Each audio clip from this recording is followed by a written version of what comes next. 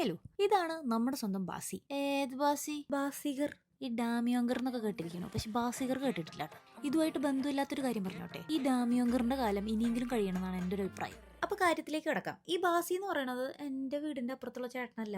യുകെയിലെ one of the cheapest white fish ആണ് basa. അത് frozen fillet portion കൂടിയാണെങ്കിൽ എല്ലുമുറിയെ പണിയെടുക്കാതെ എങ്ങനെ തട്ടിക്കൂട്ടി ജീവിക്കാന്ന് ആലോചിക്കുന്ന എന്നെ പോലെയുള്ള ആൾക്കാർക്ക് ഖുശാൽ. ഈ മോഡേൺ വെള്ളമീനിനെ പിടിച്ച് നാടേണാക്കാൻ പറ്റുമെന്നാണ് ഇന്നത്തെ എന്റെ പരീക്ഷണം. ഡിസ്ക്ലെയിമർ: ഞാൻ എന്തുണ്ടാക്കിയാലും ഞാൻ അതെന്റെ കൂട്ടുകാരിലാണ് ആദ്യം പരീക്ഷിക്കാറ്. അതിനുശേഷം മാത്രമേ നിങ്ങൾക്ക് ഷെയർ ചെയ്യാറുള്ളൂ. അതുകൊണ്ട് ആരും പേടിക്കണ്ട. കേരളത്തിൽ സുലഭമായി കിട്ടുന്ന ബാക്കിയുള്ള മീനുകളുടെ അത്രയൊന്നും ഒരു ഫ്ലേവർ ഇതിനില്ല. അതുകൊണ്ടാണ് നമ്മുടെ നാട്ടിൽ നാടൻ കുക്കിങ്ങിനൊന്നും ഇത് അങ്ങനെ പ്രിഫർ ചെയ്യാത്തത്. ഇത് കഴിക്കുമ്പോൾ ഒരു ടെക്സ്ചർ എന്ന് പറഞ്ഞാൽ ഒരു പഞ്ഞി പോലെ സ്പഞ്ചിയാണ്. അപ്പോൾ നമ്മൾ ഉണ്ടാക്കുന്നത് ബാസ വെച്ച ഒരു മീൻ പീരയാണ്. വേണമെങ്കിൽ മോഡേണൈസ് ചെയ്ത് ബാസ പ്യൂറ എന്ന് പറയാം. വേണ്ടല്ലേ. ബാക്കിയുള്ള ഫിഷ് പോലെ ഇതിന് ഭയങ്കര സ്ട്രോങ് ഫിഷി സ്മെല്ലൊന്നും ഇല്ല. അതുകൊണ്ട് ഇതിന് കടുക് പൊട്ടിച്ച് വെളിച്ചെണ്ണ തൂവിയ സ്മെല്ലാണ് മുന്നിൽ നിൽക്കുക. പ്രവാസിക്ക് ആവശ്യത്തിനും അനാവശ്യത്തിനും നൊക്ലാച്ചി നല്ലോണം ഉള്ളതുകൊണ്ട് ആ മണം നമ്മുടെ മനസ്സങ്ങ് നിറയ്ക്കും. പിന്നെ നല്ല രുചിയുണ്ട്. അപ്പൊ നത്തോലിയും മത്തിയൊക്കെ കിട്ടാൻ വേണ്ടി വെയിറ്റ് ചെയ്യേണ്ട മീൻ പീര ഉണ്ടാക്കാൻ ആ ഒരു ബാസ ഫില്ലറ്റ്സ് വിൽ ഡു.